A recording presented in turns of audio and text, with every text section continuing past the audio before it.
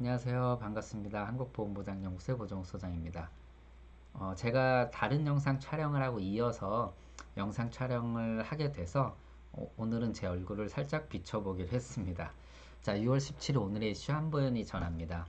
먼저 여행자 보험 시장은 그다지 크지 않죠. 근데 계속 성장을 하는 그 과정에서 최근에 보험사들이 경쟁 구도를 갖게 됐다는 그런 기사 내용이고, 계속 언급됐던 고령자 교통사고에 대한 얘기도 오늘 같이 한번 해보도록 하겠습니다. 뭐 글로벌 경제 이슈는 다 아시다시피 계속적으로 미중 무역 전쟁에 대한 얘기고, 그거에 대한 여러 그 만들어지는 상황에 대해서 오늘 말씀을 드릴 거고, 국내 경제 이슈도 이에 대한 영향으로 화해에 대한 이제 문제를 미국의 이제 영향을 받아서 하나테크인이 물량을 줄인다라는 기사 내용도 같이 보도록 하겠습니다. 그리고 최근에 이제 금리가 인하되면 뭐 일반적으로 당연히 그 이제 무위험 수익이 떨어지기 때문에 당연히 위험 수익 쪽으로 시장의 돈이 흐름이 일어날 수밖에 없고요. 그러한 흐름이 결국은 주시장에는 호재로 이어질 수밖에 없다라는 그런 말씀을 드렸는데, 앞으로의 이제 금리 인하, FRB나 한국은행에서도 금리 인하에 대한 이야기들이 계속 나오고 있는 부분에 대해서 뭐 주시장에서는 호재로 이어질 수 있다는 그런 재테크 기사도 같이 한번 보도록 하겠습니다. 먼저 말씀드렸듯이 어, 여행자 보험 시장 그리 크지 않은데 최근에 계속적으로 이렇게 이제 그 늘어났습니다. 수입 보험료가 뭐 182억 정도에 불과하지만 그래도 업계에선 이쪽에 조금 집중을 하는 것이 먼저 이제 규제 샌드박스라고 해서 규제를 완화함으로써 다양한 금융 상품이나 보험 상품들이 지금 나타나고 있다라고 말씀드렸고요. 그 중에 하나가 이제 해외 여행자 보험인데, 그 뭐 이제 가입을 해놓고요. 그러니까 인적사항을 입력해 놓는 거죠. 저 여행 갈 때 키고 여행 갔다 오면 끄고 이런 식으로 간편하게 가입을 도모함으로써 소비자들에게 편리성을 이렇게 전달해 줄 수 있는 보험들이 이제 나타나고 있습니다. 그래서 농협손해보험에서는 온오프라고 이거를 칭했고요. 그리고 뱅크샐러드라는 이제 핀테크 업체 여기서는 스위치 보험이라고 이렇게 이름 지어서 이러한 시장의 상품들이 이제 변화되고 확대되고 있다는 얘기고, 그리고 삼성화재에서는 이스타항공과 제휴를 해서 항공권 결제할 때 보험을 같이 가입해서 한 번에 결제할 수 있는 그러한 것들을 뭐 처음으로 마련했다고 합니다. 뭐 상품이 어떻게 나오고 어떻게 변화되든 간에 중요한 건 이러한 틈새 시장에 지속적으로 보험사들이 조금 관심을 보이기 시작한 건 역시나 뭐 소비자 확보나 DB 확보 쪽에 초점을 좀 맞추고 있는 것으로 볼 수 있을 것 같습니다. 그리고 규제가 완화되는 부분도 굉장히 중요한 역할을 분명히 하고 있다라는 것을 우리가 알 수 있고요. 이러한 것들이 향후 이제 지속적으로 오프라인 시장의 보험 시장을 잠식할 것이라고 저는 생각을 하고 있습니다. 그래서 분명히 한 번쯤은 고려해 볼 그러한 부분이라고 보고요. 뭐 3, 40대는 사고가 굉장히 줄었습니다. 그런데 65세 이상 고령자에서는 무려 48%나 늘어났습니다. 5년 새. 그리고 실제 사고 건수는 조금 줄었는데 사망자 수는 굉장히 많이 줄었습니다. 그에 비해서.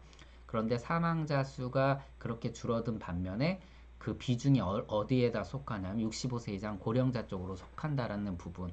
이것들이 이제 매우 중요한 부분일 것 같은데, 제가 이 기사를 자꾸 언급하는 것은 뭐 다 아시다시피 뭐 100세 시대 100세 시대 이렇게 언급을 하고 있고, 사망에 대한 컨설팅 부분에 조금은 초점이 우리가 이제 이런 기사를 통해서 바꿔줄 필요가 있다라고 개인적으로 생각을 합니다. 뭐 65세 이제는 뭐 노인이라고 얘기하지 못할 정도라고 볼 수 있고, 요즘은 뭐 60세 이상 되신 분들도 보면 이분들이 정말 60세인가 뭐 상상을 하지 못할 정도로 굉장히 건강하시고 충분히 이제 남은 은퇴 기간이 많은데, 이러한 사고들이 분명히 문제가 될 수 있기 때문에 컨설팅 방향에 이제 어떤 그 초점을 조금은 기사를 통해서 맞출 필요가 있다라고 개인적으로 생각을 합니다. 변액보험에 대한 기사 계속 나오고 있는데, 뭐 제가 지금 변액보험에 대해서 별도로 언급을 안 하는 게, 추후에 제가 이제 지금 애플리케이션 출시 때문에 좀 바빠서 유튜브 강의를 지금 못하고 있는데, 변액보험 강의를 가장 먼저 제가 할 예정이거든요. 그래서 그때 좋은 강의를 좀 찾아뵈려고 하고 있고요. 그리고 홀인원 보험이 최근에 이제 두 번이나 보장하는 보험이 삼성화재에서 나왔다라고 합니다. 사실 홀인원 보험 많이 없어졌죠. 축소되고. 그리고 과거에는 정액이지만 지금 실비로 바뀌었고요. 다 아시다시피 이제 어, 역선택이죠. 보험 사기 때문에 그렇고요. 굉장히 많았죠. 뭐 저도 충분히 가능성이 있다라고 보고 있어요. 저도 아는 분이 캐디였고요. 캐디 분이랑 같이 라운딩을 꽤 다녔었는데 이거는 정말 뭐 쉽게 그 만들어낼 수 있기 때문에. 그런데 최근에 삼성화재에서 두 번이나 한 번도 하기 힘든 홀인원을 두 번 보장하는 그런 보험 상품이 나왔다라고 하는데 실제 뭐 마케팅 효과에 좀 초점을 맞춘 보험이다라고 얘기를 하고 있고요. 더 중요한 거는 뭐 최근엔 실비로 보상을 하니까 그리고 이 회사 측에서는 충분히 이제 그 언더라이팅, 그러니까 언더라이팅이 아닌 이제 그 보험 사기를 걸러낼 수 있는 충분한 능력을 갖췄다라고 해서 이러한 보험이 나왔다라고 하는데 뭐 주변에서는 이제 마케팅 효과를 통한 상품이라고 얘기를 하고 있습니다. 저 같은 경우도 이미 저는 홀인원을 한번 완전히 운이 좋게 했었거든요. 초보 골퍼일 때 저는 그때 홀인원 보험을 잠깐 깼습니다. 제가 더 큰 거를 가입하기 위해서 홀인원 보험을 깨고 홀인원을 해가지고 홀인원 하는 순간 저는 진짜 되게 기분이 별로 안 좋았었거든요. 그런 경험이 있었는데 앞으로 홀인원을 한 몇 번 더 하고 싶습니다. 지금 저는 정액으로 돼 있는 홀인원 보험을 갖고 있고요. 홀인원 200만원, 알바트로스 300만원을 받을 수 있는 그런 보험입니다. 그리고 국제경제 이슈 볼까요? 앞서 말씀드린 대로 미국이 인도에 대한 이제 과거에 특혜를 없애버렸습니다. 지난번에 한 말씀드렸죠. 그거에 대한 보복이 이제 인도에서 시작을 하는데 무려 관세를 어마어마하게 올렸는데 28개 품목에 대해서 관세를 올렸는데 뭐 예를 들어 호두는 30에서 120%로 뭐 화학 제품은 30% 70% 엄청나게 인상을 했습니다. 이 규모가 약 한 2,857억 정도에 해당되는 작은 규모가 아니기 때문에 이 미중 무역 분쟁의 효과가 지속적으로 이제 트럼프의 어떤 이제 이 관세를 갖고 지금 좌지우지하는 것들이 세계 경제에 어마어마한 영향을 미치고 있는 것들을 좀 볼 수 있습니다. 사실 인도는 계속 말씀을 드리지만 요번에 이제 모디 총리가 그 정권을 또 재집권을 했고요. 또 금리 인하 단행하면서 지속적으로 이제 경제 활성화 정책을 펼치고 있고요. 오늘 기사에도 인도의 이제 상품들이 좋은 수익을 내고 있다. 또 그쪽으로 또 펀드에 돈이 몰리고 있다는 기사들도 볼 수 있는데 이런 것들이 그런 거에 좀 이제 찬물을 끼얹을 수밖에 없는 것들이라서 결국은 빨리 미중 무역 분쟁이 이렇게 조금은 타결이 되기를 바라는데 결국은 오늘 기사에서도 보면은 문제는 타결되기는커녕 이번에 G20에서 저번에 이제 트럼프가 뭐라 그랬냐면 시진핑 너 이번에 나오지 않으면 뭐뭐 할 거라고 이런 식으로 나와라 라는 의도로 얘기를 했는데 이번엔 너 안 나와도 돼.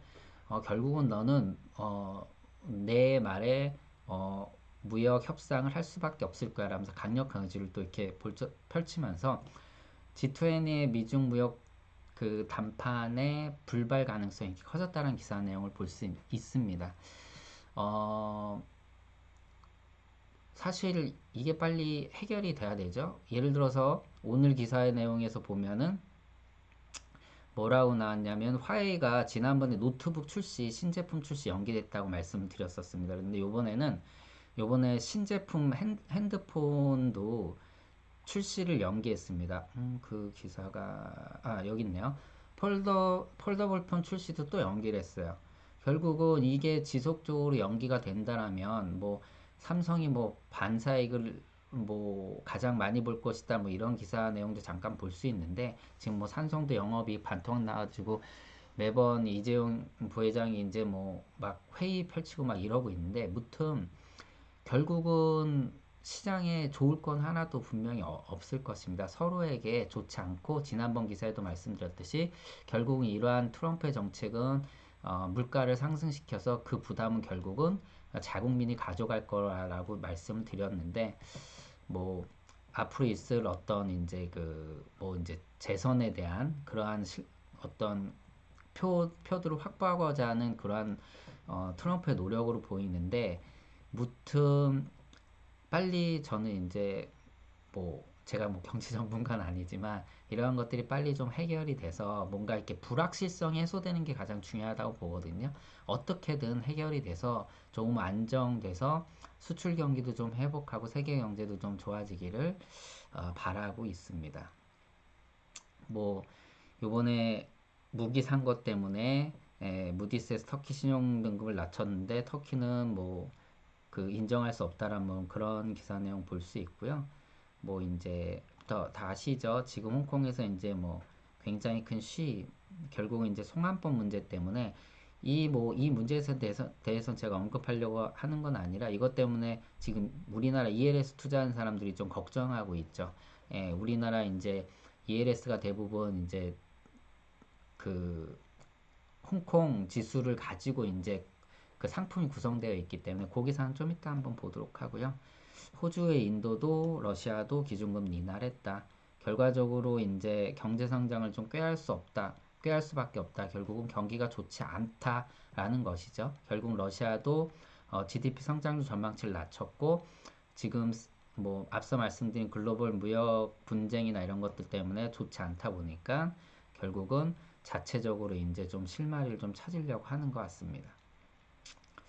네, 그리고 국내 경제 이슈는 앞서 말씀드린 것처럼 하나 테크인은 이제 그 IPTV 요 카메라선 시장 점유율이 1등이고요. 당연히 중국 시장도 갖고 있고 미국 시장도 갖고 있는데 미국 시장 규모가 크다 보니까 결국은 이번에 화웨이 쪽에 이제 물량을 줄인다. 결국은 미중 무역 분쟁에 대한 효과가 지난번에 잠깐 언급을 했지만 실질적으로 한국 기업에 분명히 이게 이제 영향을 미칠 것이라고 얘기했는데 이게 실제 나타난 게 처음으로 이제 축소 방침을 밝힌 게 이제 하나 테크인이라고 하면서 이거에 대한 영향들이 우리나라에도 미치고 있다라고 말씀을 좀 드리는 거고요. 네, 지난번에 말씀드렸죠. 채권에 이제 돈이 엄청나게 몰리면서 결국은 그 채권 이제 수익률이 엄청나게 나타났다라고 여기 나오고 있는데 여기 보시게 되면은 뭐 이제 코셉 10년 국고채 ETF는 11.15% 그리고 국내 10년물만 남은 유일한 펀드인 NH 아몬디아올셋 국채 10년 인덱스는 10.59% 그리고 여기 보시게 되면 5년 수익률이 26.6%로 뭐 위험 자산인 주식과 맞먹을 정도로 지금 국채에 대한 수익률이 엄청나게 나타나고 있고 실제 최근에 채권형 펀드 순자산이 한 달 새에 3조 6,500억이 들어오고 5조 3천억이 주식형에서 빠져나갔다는 기사를 좀 볼 수 있습니다. 그만큼 안전자산에 대한 선호 그리고 앞으로 금리 인하가 일어날 거에 대한 어떤 그러한 것까지 호재를 좀 입으면서 이미 이제 움직였다라는 거. 지난번에 잠깐 언급을 드렸지만 이미 움직였고 이들은 결국은 채권 가격 상승을 통해서 수익을 먹고 또 개미들은 또 늦게 들어와서 사고 팔고 나가고 또 부동산을 옮겨지고 뭐 이러한 얘기들을 잠깐 드렸는데 결국은 이미 많은 사람들은 움직여서 여기서 수익을 내고 있다라는 것이죠. 그래서 시장의 흐름이나 이런 것들을 미리 보고 먼저 움직이는 사람들이 늘 이제 그 투자 시장에서는 좀 이길 수 있다라는 말씀을 좀 드리고 아까 잠깐 말씀드렸듯이 이제 모디의 재집권이라든가 뭐 이제 경제 성장을 지속적으로 밀어붙이는 그러한 정책을 갖고 있고요. 그리고 그 여기에 이제 해외 투자 자금도 적극적으로 하겠다. 그리고 이제 인프라스트럭처 투자나 뭐 이러한 이제 친기업 성향을 갖고 있는 친시장 성향을 갖고 있는 모디 총리의 어떤 영향력 때문에 인도 펀드의 자금들이 많이 몰려서 좋은 수익을 내고 있다. 거기에다 이제 금리 인하 방침까지 받치면서 좀 더 그 미래에 대한 이제 성장 가능성도 볼 수 있다라고 해서 인도 펀드가 좋은 성과를 내고 있다는 얘기고요. 뭐 원유는 늘 말씀드렸듯이 박스권에서 투자한다고 말씀드렸고 제가 예전에도 이 원유 공부를 할 때 가장 그 좋은 그 정보를 얻은 게 바로 이 SK증권의 손지우 연구원이었었거든요. 이분이 낸 책도 있는데 보통 박스권에서 움직이다 보니까 결국은 최근에 63달러까지 올라갔던 WTI가 50달러까지 확 떨어지면서 엄청나게 지금 손실을 입었다는 그런 기사 내용입니다. 그래서 원유는 뭐 여러 가지 요인들이 있지만 지금 분명히 그 15년 단위로 그 사이클이 일어나는 원유 시장은 분명히 저유가 정책이 분명하고요. 그리고 그 뭐 몇 가지 말씀드렸죠. 그 뭐죠? 셰일 오일에 대한 채산성 가격 부분이라든가 그리고 그, 그 이제 오펙의 감산 정책 같은 것들은 사실 제대로 그 먹히지 않는다라는 거 이런 구조적인 부분들 때문에 결국은 박스권에서 움직일 수밖에 없다라는 얘기. 물론 이제 지정학적 리스크들이 들어올 때 박스권의 예상을 조금씩 벗어나긴 하지만 큰 흐름은 거기에 있는 것은 분명한 것 같습니다. 그리고 앞서 말씀드린 것처럼 시위를 하니까 ELS 투자를 떨고 있다. 뭐 2016년에 기억하시나요? 뭐 그 당시에 이제 뭐 엄청나게 이제 한번 ELS 투자자들이 그냥 그 진짜 어 뭐 상상을 초월할 정도로 지수가 떨어지면서 이제 그 간이 쪼그라드는 적이 있거든요. 지금 여기 기사에서도 보면은 다른 기사가 하나 더 있는데 예.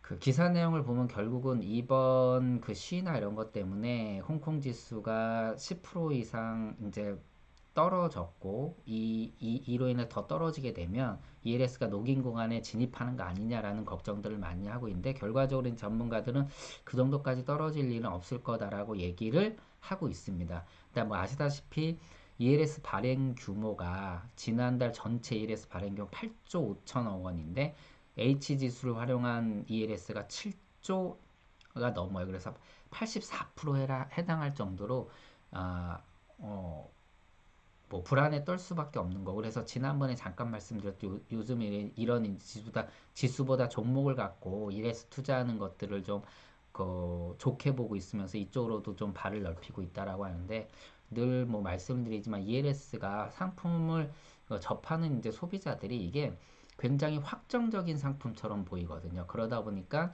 되게 선택을 많이 하고 우리나라 사람들이 그런 걸 굉장히 좋아하죠. 뭐 그거는 누구나 그렇겠지만 특히 우리나라 사람들이 그리고 굉장히 안전한 것처럼 생각을 하시거든요. 이 구간만 넘어서지 않으면 뭐 6개월 단위로 뭐 이제 그 수익을 낼 수 있습니다라고 하다 보니까 굉장히 쉽게 상품을 선택하는데 분명히 ELS도 선택할 때 이런 부분들을 좀 조심할 필요가 있다라는 얘기고요. 그리고 한국은행도 드디어 움직인다. 뭐 결국은 이제 금리 인하에 대한 이주열 총재의 어떤 그 의향이 바뀌었다라는 건 분명히 뭐 지난번에 말씀을 드렸던 거고 상하이 증시도 눈여겨볼 만한 게 이제 정부의 정책을 보라는 얘기죠. 지금 정부가 추가적으로 이제 경기 부양 정책을 필 것인가라는 부분을 좀 집중해서 보라는 얘기를 하고 있고요. 음.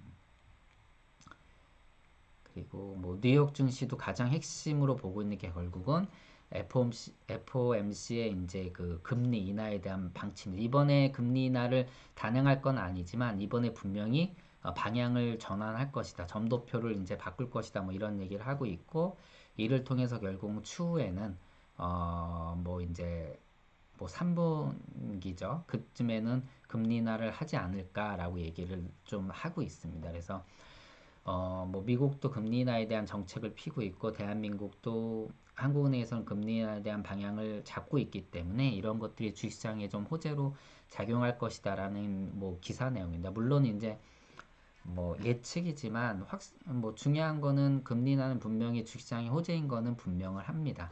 근데 여기에 이제 긍정적으로 보는 사람들은 늘 그렇듯이 뭐 미중 무역 분쟁은 분명히 해소될 것이다. 그리고 금리 인하를 통해서 그 예를 들어서 달러에 대한 어떤 이제 그 어떤 그 달러의 이제 힘이 조금 이제 덜해지면서 그 신흥국들의 자금들이 좀 풀릴 것이다. 뭐 이런 내용을 통해서 주식시장에 대한 이제 좋은 호재 이야기를 좀 하고 있습니다. 그리고 뭐 ETF 수익률 4%대 그쳤다. 이거는 이제 환율 문제인데요. 결국은 금값이 11.8% 올랐는데 ETF나 이런 상품들은 수익률이 별로 오르지 않았습니다. 그 이유는 환해지를 했기 때문이라는 것이죠. 결국은 환해지가 실제 11.8% 상승한 건데 반은 환율 상승 때문인데 환해지를 한 것 때문에 환율 상승을 그만큼 환율 상승을 얻지 못하니까 결국은 수익률이 떨어졌다는 얘기고 뭐 우리나라에서는 신한 레버리지 금 선물 ETN이 있는데 레버리지다 보니까 이제 아무래도 오를 폭이 뭐 두 배면 두 배 더 올랐겠죠. 여기다가 얘는 환해질 유일하게 안 한 상품이 하나 있네요. 그래서 15.5%까지 올랐다라는 얘기인데, 무튼 이제 환해지를 통해서 수익률 차이가 나는 부분, 결국은 국내 금값과 국제 금값이 환율에 따라서 그 결정되기 때문에 이거에 대한 혜택을 보지 못했다라는 그런 기사 내용입니다. 증시 4분기부터 반등한다. 뭐 앞서 말씀드린 것처럼 여름까지 변동성 장세가 지속되지만 여기서 늘 뭐 사실 이런 강연장에 가면 뭐 부동산 강연장에 가고 주식 강연장에 가면 뭐 그 사람들이 주식 사지 마세요, 부동산 사지 마세요라고는 분명히 얘기하지 않을 거거든요. 저도 예를 들어서 변액보험 강의라면 변액보험이 나쁘다 쓰레기다 강의를 하지 않거든요. 물론 결정은 본인들이 하겠지만 여기서도 이제 긍정적으로 보는 거죠. 미중 무역 분쟁 연내 타결할 거고 하반기 금리 인하 가능성이 크다 보니까 주시장이 열릴 것이다. 뭐 그리고 여름까지는 변동성 상세 갈 거니까 조금 기다려라. 뭐 이런 식으로 얘기해서 긍정적으로 시장을 보고 있는 거고 그거에 대한 종목들 이야기하고 있습니다. 반면에 아까 말씀드린 이제 채권 시장에서 보면은 뭐라고 하냐면은 어 미중 무역 분쟁이 해결이 될 거겠지만 그거에 대한 불확실성 아직도 굉장히 남아있기 때문에 안전사 자산에 대한 선호도는 하반기에도 계속될 거라는 그러고 금리 인하도 될 거니까 결국은 채권에 대한 투자는 좋을 것이다라고 또 여기서는 이렇게 얘기를 또 하고 있습니다. 아무튼 뭐 우리나라의 그 증권사 레포트가 보면 99.8%가 이제 매수 레포트죠. 예, 매도하라는 레포트는 나오지 않는 거고요. 뭐 이거는 너무나 당연한 거고요. 그리고 증권사들의 이제 그 유명 전문 애널리스트들이 이렇게 내놓는 보고서를 보면 거의 78%가 그, 그 뭐냐, 그 오차 범위를 넘어섭니다. 결국은 예측일 뿐인 거고요. 증권사는 또 어떻게 보면 세일즈를 해야 되는 부분이기 때문에 긍정적인 부분만 보고 얘기를 하기 때문에 우리가 이거를 걸러들을 필요가 분명히 있고 그래서 저는 이제 뭐 늘 말씀드리지만 단기 투자보다는 장기 투자에 초점을 맞춰서 컨설팅을 좀 해드리고 있는 그러한 어, 그 설계사입니다. 무튼 오늘은 제가 이렇게 얼굴을 보고 얘기를 하고 있는데 하여튼 오늘 월요일 힘차게 출발하시고요. 오늘도 어제보다 좋은 하루 되시기 바랍니다. 고맙습니다.